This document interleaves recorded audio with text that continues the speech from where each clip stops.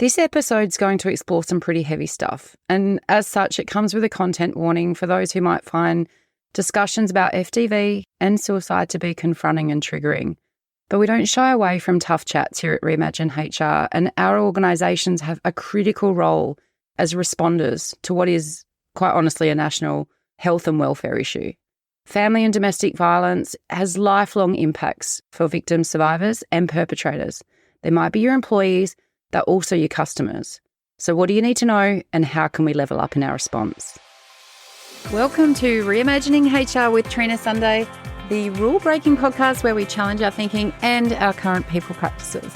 This podcast is for time-poor HR teams and business leaders who are feeling the burn, lacking laughs and not feeling the love. I'm Trina, your host, and I'm here to cut through the BS, explore different ways of thinking and create high-impact HR functions, because happier, healthier organisations are better for our people and our bottom line. So if you are keen to flip traditional HR on its head, hit the follow or subscribe button so you're the first to know when new episodes drop. I'm here to help and also to shake things up. So let's get started.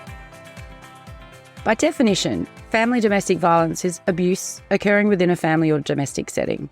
Right? So traditionally, employers have held the view that if it didn't happen in the workplace, then it's not a work issue. We can't get involved in everything, Trina, otherwise where will it end? I think COVID and remote and hybrid work's been challenging a lot of our perceived boundaries between work and life, to be honest. Most conversations are now coming from a place of compliance, not compassion. This is a human issue. We hire humans, we work with humans, and we serve humans. If we led with humanity over compliance, the world would be a better place, just quietly. And I don't know at what point being a good human or caring about humanity became part of the warm, fuzzy remit that HR somehow gets carriage of and the label for. We should care because it affects millions and it's leading to severe physical, emotional and social consequences, right? And it costs loads. Depending on your sources, violence against women and children will cost the Australian economy about 14 to 16 billion a year. Billion. But it's the human costs that will never be truly realised though, right? The cost to your people. And if you're a victim survivor, your personal cost. It's a debt you'll never ask for, and I'm so sorry for your pain. I want better support to be available for you and for others, hence this podcast. Family and domestic violence in Australia affects a huge portion of the population, with over 2.7 million, I think it is, around 27%, having experienced FDV since the age of 15. And Mission Australia says that it's around 1 in 6 women or 1 in 16 men have experienced violence from an intimate partner. Others quote that to be 1 in 4. But the impact's much broader. Like, it's a major cause of homelessness, and our children are deeply affected. The stats highlight the urgent need for effective support systems, right? Well, I feel like they do. And a need for intervention strategies to protect and assist victim survivors of FTV. For some of you, your organisation might work in this space, providing invaluable support services to victim survivors, and kudos to you and your organisation for striving for this change. Your services are so needed. But for others, working in typically unrelated industries, we don't always see the connection and what support might look like and why it matters. So when you're sitting in your next team meeting, think about the stats. As a dozen or so of you sit around that meeting table having very insightful conversations, I'm sure, or sharing a coffee, like 2 of the colleagues sitting beside you might be going through one of the toughest times of their life, and you wouldn't even know. You know, domestic violence, it comes in all forms, all shades, right? You know, there's the physical hitting and slapping, you know, emotional, the manipulation, the intimidation, the financial in terms of controlling finances, restricting access to money, sexual, rape, forced sexual acts, and social abuse, isolating people from family and friends. And even just recognising these can aid in supporting victim survivors effectively. You know, back in the day, in my parents' generation, they were just in an unhappy marriage. No, that's not what was happening behind those closed doors. And we've got generational impacts that have come out of that, and we know better now. But even as someone who's somewhat informed about this topic, The learning I've gleaned since joining the board for the Centre for Women's Economic Safety is humbling, to be honest. One of the most valuable and unique aspects of what founder Rebecca Glenn's done through CWES is around the Lived Experience Advisory Panel. Everything they do is informed by the voices of victim survivors, and it's game-changing. Now, I am not a victim survivor, and I got challenged recently when I made some vocal comments about us needing to do more to address FDV in Australia. And I was challenged around, well, if you're not a victim of FDV, who are you to show up in this space? But it's like, but if not me, who? It's not for victims to fix the problem, right? It's the same conversation I have around gender equity and bridging the pay gap. It's not a problem for women to fix. And so what we have to do is, this is on all of us. It's allyship in action. And that's what this episode's all about. Inside Exchange have pulled together some of the most phenomenal resources in this space that can help. And I'm going to provide links to every single thing I mention in this episode in the show notes, along with references for any stats I might randomly pull out, because I do kind of speak off the cuff, right? And stats change, but I will make sure that I go back and find the numbers that I might be talking from. But Inside Exchange, you've got this really cool guide. It's a guide to uplifting workplace responses to domestic, family and sexualised violence. And they call out the fact that there's no such thing, there's no such place as referral island. There's no such place as referral island, everyone. Responses are more than referrals. Your EAP card is not going to cut it on this one, team. It's just not. And our workplaces are so well placed to provide timely and significant support to victim survivors of domestic, family and sexualised violence. But we need to develop our understanding and readiness to respond in ways that uphold dignity and build on safety. And I don't say build safety or ensure safety, build on. It's a curve. It's a slippery curve, and we can only work to improve it all the time. Because after all, it might be the first, only or last time a victim survivor reaches out. So every response matters, and there's no one preference or path for support. Every responder, you, the community and industry matters. Oh my God, panic stations, what the hell are we meant to do? What the hell are we meant to do? And this is where people get uncomfortable, right? It's like, yes, I see the human pain. I know that I want to do more to help, but I don't know what to say. I don't want to get involved. It's none of my business. It's our business, team. It's our business. The social and economic costs alone make it our business. But our workplace responses to employees, contractors, volunteers, they're so important for many reasons, right? Including giving the victim survivor a sense of self, ensuring they've got social connection and safety. Importantly, though, it's having an income that supports their economic safety. And that means keeping more options on the table while they consider their future. And often, being at work can be the safest place to be. And let's be honest, most of us can't wait to get the hell out of there at the end of the day. We're working to improve that. But, for some who are going through this hardship at home, being at work is their safest and most normal environment to be in, because it's a more controlled environment that people just can't come in and out of. And in 2020, I think it was, because it was just around COVID, Inside Exchange released this paper, which, oh my goodness, it's a paper on experiences and perceptions of workplace responses to domestic and family violence. And spoiler alert, we haven't been nailing it. When victim survivors of domestic and family violence were asked what they'd most like us to influence about workplace respondents, the top three things were around people in the workplace being compassionate and non-judgmental. So, not pulling out the, why doesn't she just leave card? Workplaces to provide more and better and more tangible support, not just give a card for the Employee Assistance Program, EAP. Here you go, you've got 6 sessions. And the third one was around improved understanding and awareness of domestic and family violence. But the other thing that came through that insight paper was just how massively communication and safety are inextricably linked. So, like if we break it down and lean in a little bit more and look at the compassionate and non-judgmental response, for example, our actions and inactions, which we assume to be helpful, can actually be unhelpful and downright harmful. So we have to listen to victim survivors and follow their lead. We don't know better than the person living the experience. And I feel like often we come into these conversations and we make assumptions and we show up in a way where we think we know better and we don't. So it's really critical to follow a victim survivor's lead.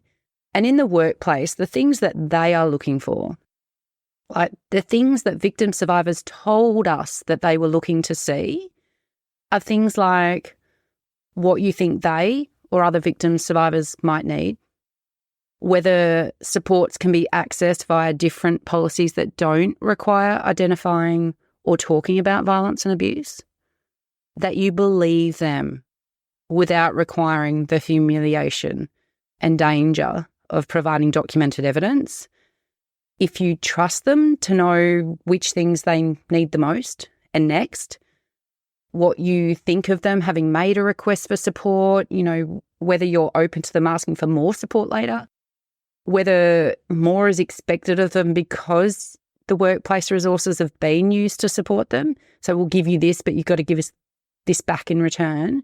If their request for support's been used against them, we've already given them that money or cost them that, so they'll miss out on this, next bonus round. If they'll be judged or talked about by others, and how quickly people will find out, and how many people are going to find out, whether you or others are going to limit their career opportunities now that you know more about them, and how this information is going to be stored in the workplace and what it means next. Like, these are all the things that are going through a victim survivor's head before they even consider saying something to anyone in your workplace. And so from a HR perspective, there is a lot of insight here that we can use to review and reflect on our people practices and how we can create safer and more helpful support. But the key message for me was to take people seriously and to follow their lead. Like, if we flip the insights around as part of, leaning in and reflecting on our own practices, if a victim survivor is looking to see that you believe them without requiring the humiliation and danger of providing documented evidence, flip it around. Ask yourself, are we insisting on documented evidence that might humiliate our employee or put them in danger? Honestly, often the answer to that, if you are honest with yourself in your organisation, would be yes. We don't just give things out, generally, without proof. It's part of the whole governance compliance mothership that we seem to be flying around in.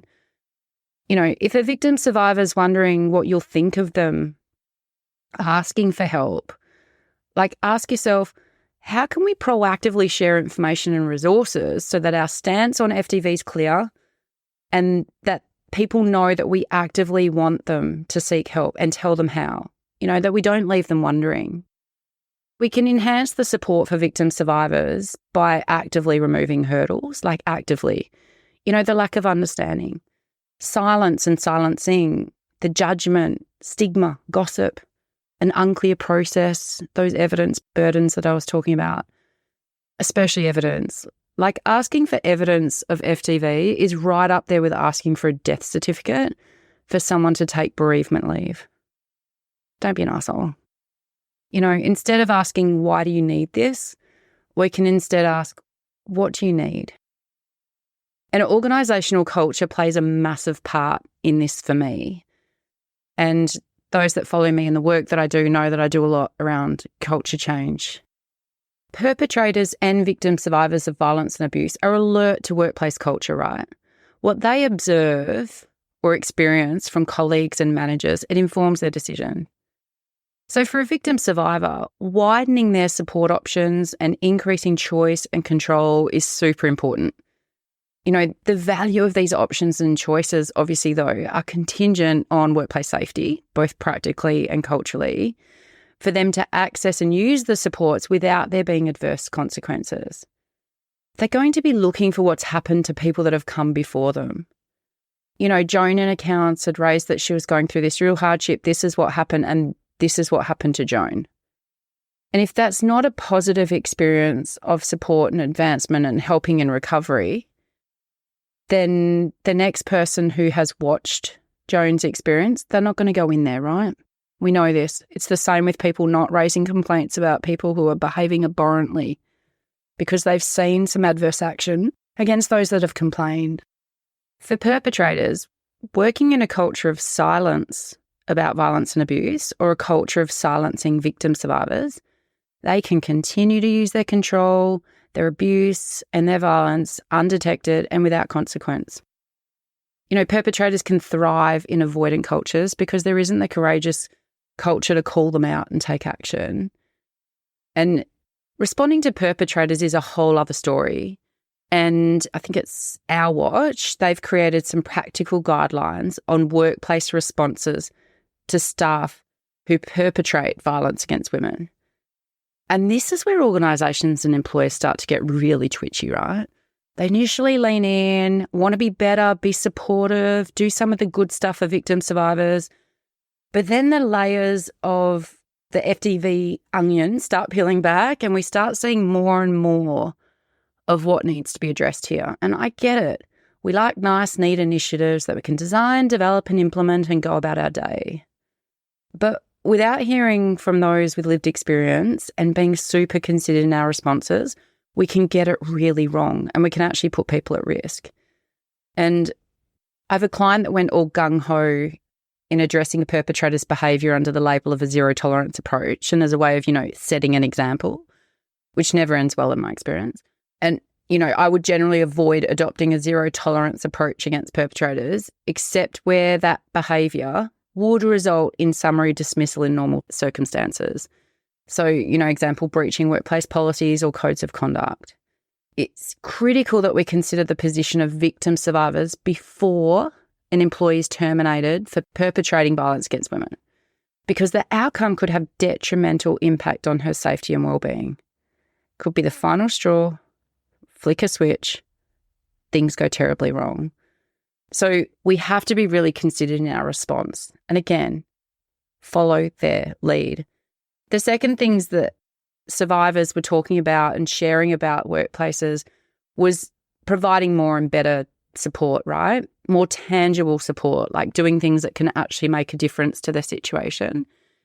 And workplaces need to be pretty flexible and supportive in their response because, again, no two lived experiences are the same. And what victim survivors need today might actually be different to what they need tomorrow. And there's many support options, with options being the key here, right? So items on the options menu could include things like, a victim survivor changing their work location, having access to prepaid or work-funded mobile, no records about domestic, family or sexualised violence being kept without their express permission, alternative mail or email or phone numbers, things like that, and access to secure parking, securing off or restricting access to staff areas, giving people more flexible lunch breaks or, having them change or vary their work or start time or changing their work hours, giving them the scope and the grace for some unpredictability in their work patterns because that's what they need to be safe. Giving adjusted or alternative duties that might have people working in the back and not on the front line for a short period or, things like that. Having a safe place or a private place just to make calls. This was such basic things, right? Similarly with a separate computer to look up information. Especially now with hybrid, if people have a work laptop that they are then taking home, if they only have one device between work and home and it's one in the same, then a perpetrator could be accessing that computer. So having a separate work computer or separate spaces in your organisation or your workplace that people can access can be really helpful. But also same with a place to secure documents or safe lockers for storage of personal items. I mean, we've created some pretty amazing storage for the Light Crew Brigade just quietly in our car parks. So I'm pretty sure that we could be doing some really awesome things around just having storage lockers there. They're self-accessed. It's pretty discreet. You're in the car park, and who cares what they're for? People might be using them for all sorts of things, right? Again, no assumptions. But there's also the more tangible things around access to emergency funding, access to pay in advance or food vouchers, utility vouchers, that kind of thing, or helping people to separate their pay. So maybe this bit goes into the joint account, but this extra bit's being siphoned away, so they're starting to build some reserves. And resources toward career management and progression, how are we going to help support people through this and not be disadvantaged if there's something that they're going through? We do it and we have some grace when someone might be having a family member or a spouse that they are caring for through cancer. I'm not sure we lean in with the same grace and support automatically for victim survivors of FDV. And I think we have to take a really good look at ourselves societally about that, right? If you're honest about it, it's because of the judgment and the stigma. And victim survivors feel it. So it's like we can address that by making sure that there's colleagues people can trust and talk to. If we put things around making sure there's information on financial hardship supports. There might be after school spaces for kids to safely be able to come and do their homework so that, people aren't going back into their domestic environment too quickly. We know that we've got domestic and family violence leave. That's 10 days now, permanent, part-time, casual. There's also information you can share proactively around the crisis payment. Terrible name, right? This permanent payment from the government. Terrible name. Pretty sure it's crisis payment for extreme circumstances of family and domestic violence. And unfortunately, it requires some evidence and it requires someone to corroborate, from what I understand at the time of recording this, some of the circumstances. And I get that you have to have some safeguards, but we need people to be able to move quickly. But at least the government has changed the fact that it's also available to migrants. And before it wasn't. So if you went on the right visa category, and this is where intersectionality comes in, if you're a victim of domestic, family or sexualised violence, but you're not an Australian citizen, well, we're just going to leave you stranded, right? Just suffer over there because you don't fit the criteria of humans that we help. And so, that's been a massive thing that we still need to work on, because there is a silence and a different cultural lens that could be at play here that we might not be able to relate to. So again, follow their lead, right? What do they need? But it's also, we can give things like access to free violence-informed counselling. And EAP was last. I don't know where all the other things were in order, but I know that EAP, Employee Assistance Program, was last on the list of options that victim survivors put forward. And part of it is this very thing. The counselling often on offer is not violence-informed or trauma-informed. It's a niche. And I don't say that in a cool way. It is specialist skills to be able to relate and support someone that's going through this. And so that's something to be able to look at. And of course, we want to be able to give legal assistance and information to support people and their kids. And it's at this point, right?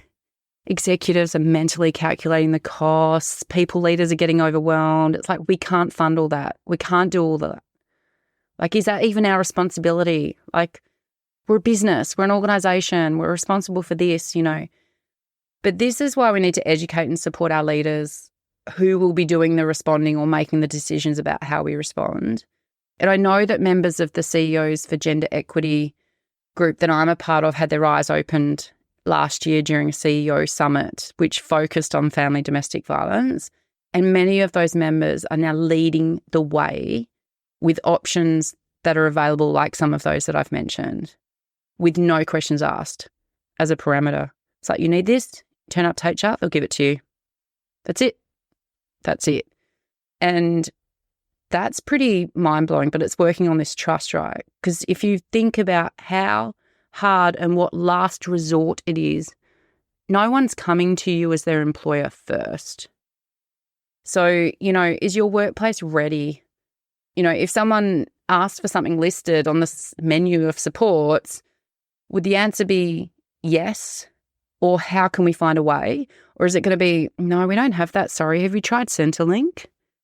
So I know that support options offered by each workplace will depend on the type, the systems, and the size of your business, right? I get that. I'm a pragmatic person. But where resources can't be directly provided by your workplace, you need to still be prepared to assist with access to the support needed through other providers or strategies.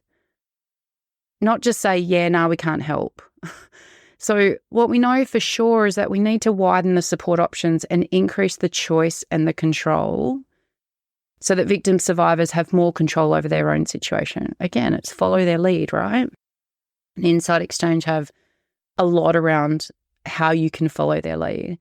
The third theme that came through from them was around that improved understanding and awareness of family and domestic violence.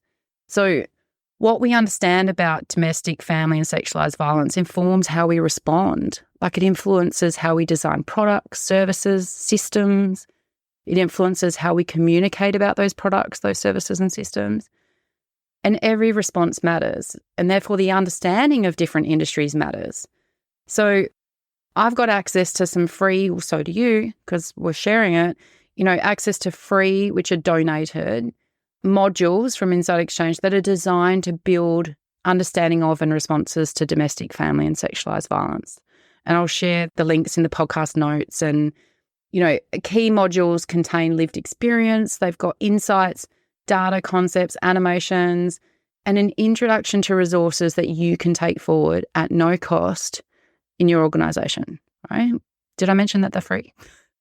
So, the introductory module is for any responder to family, domestic and sexualised violence. And it's a good place to start, right? It's the catch-all. But there's also industry-specific ones if you're in the hotel industry or security or clubs, or there's a few others. I think it's about half a dozen from memory. And educational resources on understanding and responding to workplace sexual harassment, and Introduction to Economic Abuse, which was actually co-produced with the Centre for Women's Economic Safety. Financial and economic abuse is a form of coercive control used as part of domestic and family violence, and it's now finally getting the attention it deserves. But coercive control is something we've got a lot of learning to do, right? And it's also one of the most common types of abuse that can be happening from and in your workplaces. Yet people aren't walking around your workplace necessarily physically assaulting people, but the coercive control that might come from a domestic or family setting often is played out using your tools, your phones, your computers, your tools, your ICT equipment, because then it's not traceable to their personal equipment. So we've got a responsibility because it's kind of happening in our work time. It's happening through the behaviour of people that work for us. And do we want those people working for us? So when we know more, we can respond in a more informed way, right? Learning about FDV, understanding what it looks like, what a good response looks like, it can give you the tools to respond meaningfully. And in doing so, you can change or even save, without being dramatic, a life.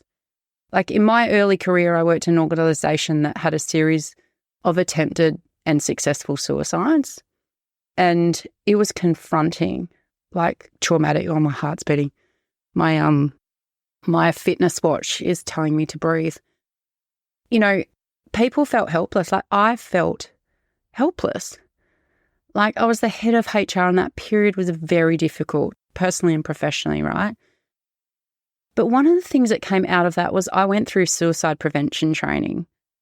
My CEO at the time took up the reins of this, such visible leadership, and he got involved in, organisations like One Life and was on the boards of he was all in around us doing everything we could as an organisation to prevent this from happening again. And our organisation was proactively communicating with people about mental health and suicide prevention long before, Are You OK Day or Mental Health First Aid were core initiatives in our workplaces. And that education and knowledge has come with me for 20 years since, and so powerful. But after launching this podcast, I've had three people reach out to me privately to say that the way that I responded to them when they were having suicidal ideation saved their life. I had no idea. I had no idea. And I'm still processing it, to be honest. But that's the power. That's the power of giving people the information. Giving people the tools, give them the guidance so they are equipped to respond well. And this is how we can shift the needle in terms of how we're showing up in this FDV space for victim survivors. Being in a position to support them, to respond well, meet their needs, and help them get out of their situation. And we know that communication and safety are inextricably linked. Like in a HR context, we know that for sure. Like proactive communication can build on safety. So, victim survivors of domestic, family and sexualised violence, they're everywhere. We know this from the stats I shared already, but many don't tell anyone. And those who do prefer to talk to family and friends. And in workplaces, employees are also the family and friends that someone might talk to. So if close to 50% of victim survivors don't tell anyone about the violence and abuse they're subjected to, their silence doesn't mean that they don't want or need access to information and options. So your proactive communication really matters, and we may never know the full and enduring value of making information and reflection material available to your readers. Just like I didn't know the value of the information I was sharing with my colleagues who are wrestling with the black dog. So if organisations could consider one practical thing, I want you to consider many of the things I've mentioned probably, but as a starting point, as a bare minimum, one practical thing to support victim survivors of domestic, family and sexualised violence, it'd be to have a look at your good old intranet. And I'll share a link to Inside Exchange's workplace intranet content guide, I think it's called, but it's a guide for here's what you put on your intranet, people. It's all there for you. Like it's ready to go. Like the whole thing is there built with links and information. All you've got to do is customize it. And then you can go through, a further deep dive and get people involved and continue to refine it, but at least get a core suite of resources there for your people. And not everyone's the same. So different readers need different things. There'll be some information on there that's for everyone, any employee, anywhere, any industry. But then there's information that would be on there that's talking to your employees, so they know your organisation, how you fit into the FDV ecosystem.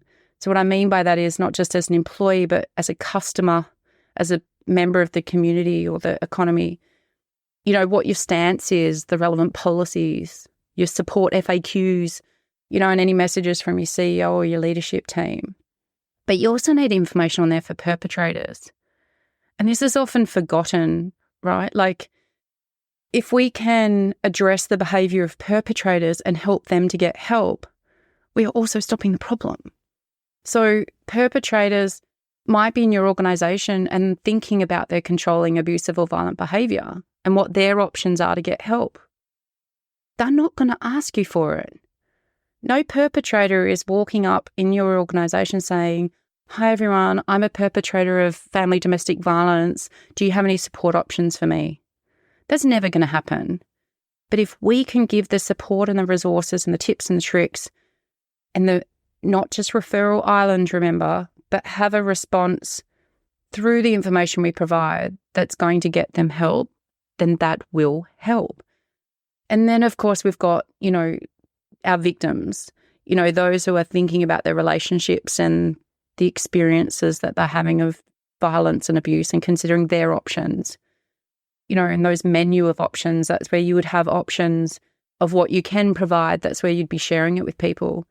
But then there's a whole section on your intranet for responders. So this is people thinking about what they might say or what they would do in response to colleagues, family, friends, contacts. Like FYI, the last person that spoke to me about their FDV experience was sitting next to me on a bus.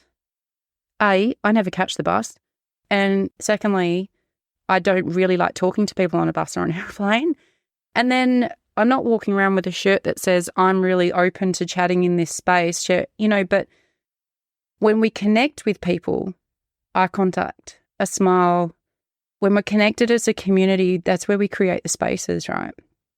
And I was able to share with that person things I'd heard, resources I'd heard were available.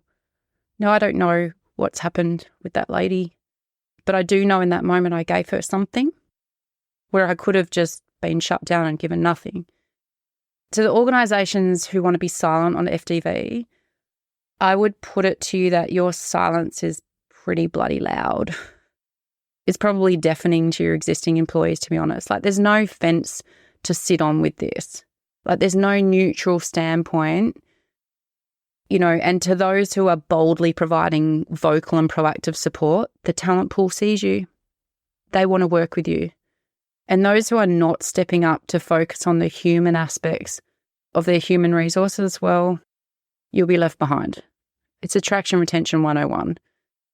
To those listening, no matter how you're coming into this conversation, what you do next is important. Responses to victim survivors of violence and abuse can be transformative, helpful, unhelpful, harmful, or complicit. We are all responders. But my question is, what kind of responder do you want to be? By creating supportive workplaces, we can fundamentally transform the lives of victim survivors of family, domestic and sexualised violence for the better. Imagine that. Before you go, I'll be including a significant number of resources in the podcast notes for this episode to help workplaces improve their responses to family, domestic and sexualised violence. But there'll also be resources and references that can help you if you are experiencing abuse. So please head to the resource hub on our website at reimaginehr.com.au to access the full show notes and the resources from this episode. And if you're an exec or HR leader wanting to talk about how your organisation might be able to level up in your response to family, domestic and sexualised violence, then I'm here to help. I'm here for that conversation, and you can contact me via LinkedIn or via the website contact form at reimaginehr.com.au. 1-800-RESPECT is the National Domestic, Family and Sexual Violence Counselling Information and Support Service. And if you or someone that you know is experiencing or at risk of experiencing domestic, family or sexual violence, please call 1-800-RESPECT on 1-800-737-732 or visit 1800respect.org.au. Stay safe. Thanks for tuning in and leaning in to this week's episode as we look to reimagine how we show up for our people, organisations and community. Reach out to us via our website at reimaginehr.com.au with your HR horror stories or suggestions of people you'd love to hear from or topics you want to explore. It's all about people, purpose and impact, and we are here for all of it. Until next time, take care, team.